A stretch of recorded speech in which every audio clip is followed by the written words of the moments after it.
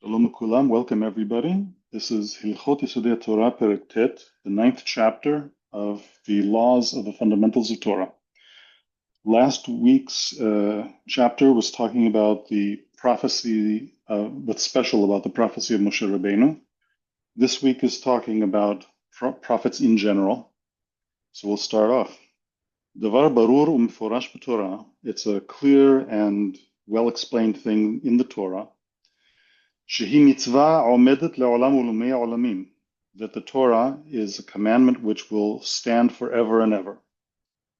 Ein la lo shinui, it never changes. Velo giraon velo tosefet, and doesn't have, it cannot be taken away from or added to. Shnei emar, as the verse says, et kol hadavar asher anochi mesaveh etchem oho tishmeru la'asot, lo tosef alav velo tigra mimenu. The entire thing which I command you, you shall guard to do. You shall not add to it, nor shall you remove from it. And that's in Deuteronomy 13a, 13:1. V'ne'emar, and another verse says, V'haniglot lanu ulvanenu ad olam la'asot et kol divrei Torah hazot. The revealed things are for us and for our children forever to perform all of the words of this Torah. That's later on in Deuteronomy. Halamadda, here you learn, shekol divrei Torah, that all of the words of the Torah, mitzuvin anu la'asotan ad olam, we've commanded to do them forever. V'chen omer, likewise it states, hukat olam ledorotechem. In many places, actually, it says this is a law, a permanent law for your generations. V'ne'emar, and it also says, lo b'shamayim hi, it's not in heaven. Halamadda, here you've learned, she'en navi rashai lehadesh davar me'ata, that no prophet has the permission to add anything new from here on in. Lefikach im ya'amod ish, therefore, if some person should arise, ben Yisrael, ben min ha'omot, whether from amongst the Jews or among the nations of the world, v'yaseh ot umofet, and he does a wonder, a sign and a wonder, v'yomar she'Hashem shlacho leosif mitzvah, and he says that God sent him to add a commandment, o ligro'a mitzvah, or to remove a commandment, o lefaresh mitzvah b'mitzvah mina mitzvot perush shelo shama'nu mimoshe, or to explain a commandment in a manner which we did not hear from Moses. O she'amar she'otan mitzvot shenitztavu behen Yisrael enan le'olam u'ldorei dorot, or he says that the commandments that the Jews were commanded were not permanent. Ela mitzvot lefi zman hayu, rather they were only for specified time. Harei navi shekel, then this kind of a person is a false prophet. Sharei ba lakhish nevuato shel Moshe, because he's coming to deny the prophecy of Moses. Umitato b'henek, and his punishment is death by strangulation. Al shehizid ledaber b'shem Hashem asher lo sirahu, and the punishment is because he dared to speak in the name of God that which he was not actually commanded.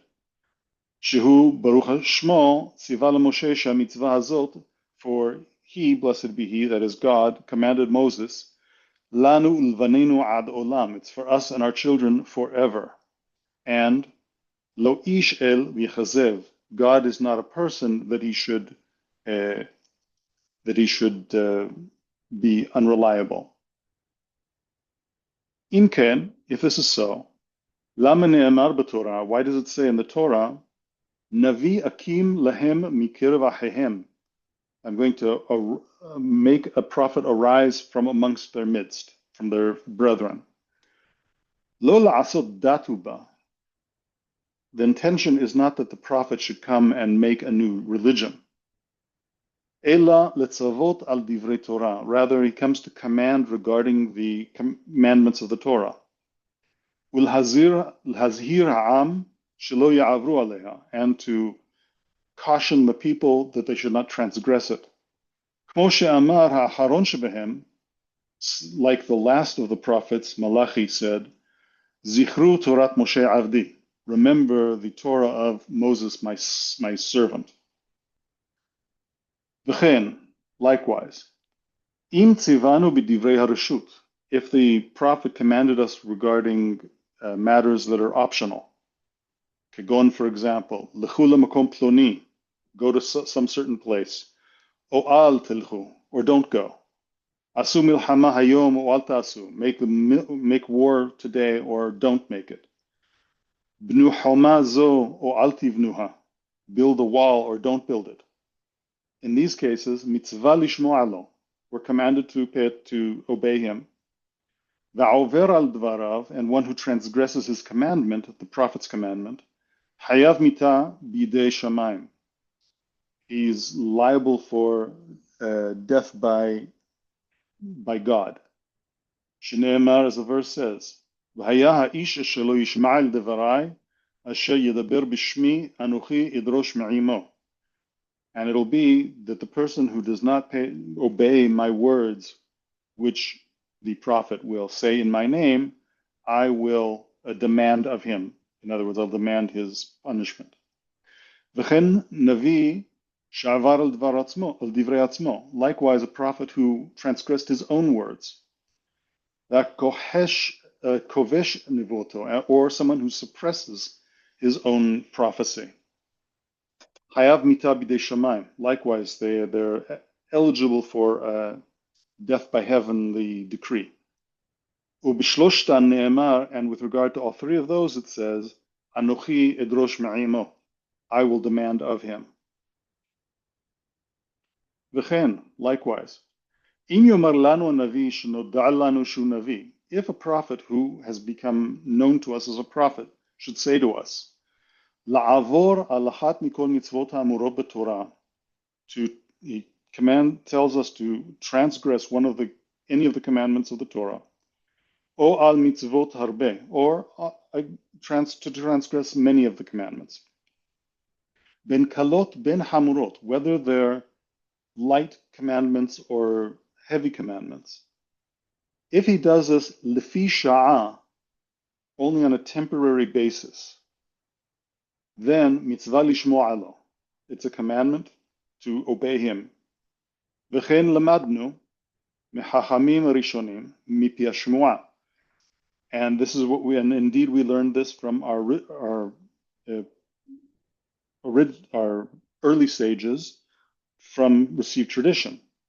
Bakol, with respect to everything, in yomar lach navi avor al divrei Torah, if a navi, if a prophet will come say to you, transgress Torah commandments. Eliyahu Bahar Carmel, for example, like Eliyahu, Elijah, on Mount Carmel.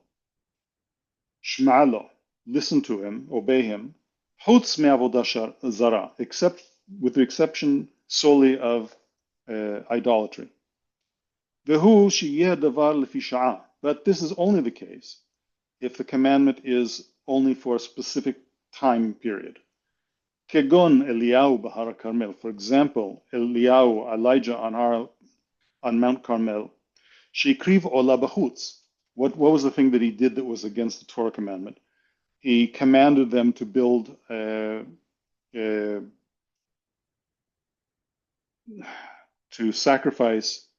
make sacrifices outside of Jerusalem. But Yerushalayim nivhara. But at that point, Yerushalayim had already been chosen as the only place where sacrifices may be made. And the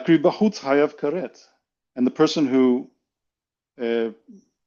sacrifices outside Jerusalem is liable for the punishment of karet, or excision. Umipne shehu navi, but since he was a prophet, mitzvah lishmo'a lo, we were commanded to obey him. V'gam b'zeh ne'emar, And likewise, the Torah says with respect to this, Elav tishma'un. To him you shall pay attention, you shall obey him. Ve'ilu sha'alu et Eliyahu ve'amru lo. And if they had asked Eliyahu and they'd said to him, Na'akor ma shekatuv b'Torah, pen ta'aleh olotecha b'kol makom asher tir'eh. Should we then uproot what it says in the Torah when it says, lest you raise up your offerings in any place which you see? In other words, you're restricted only to the place where God has chosen. Then, in that case, Eliyahu, haya omer lo, he would say no. Ela makri b'chutz le'olam hayav karet. Rather, he would say that whenever you make a sacrifice outside of Jerusalem, yes, your punishment is karet, it's excision. Kmo shetziva Moshe, just as Moshe commanded. Aval ani hayom akriv b'chutz b'dvar Hashem. But today, I'm making the sacrifices outside of Jerusalem in according to God's will. Kedei lakhish nivi'ei haBaal, in order to contradict the prophets of the false god Baal. Valader hazot, and in this manner, im tzivu kol nevi'im la'avod lefi sha'ah.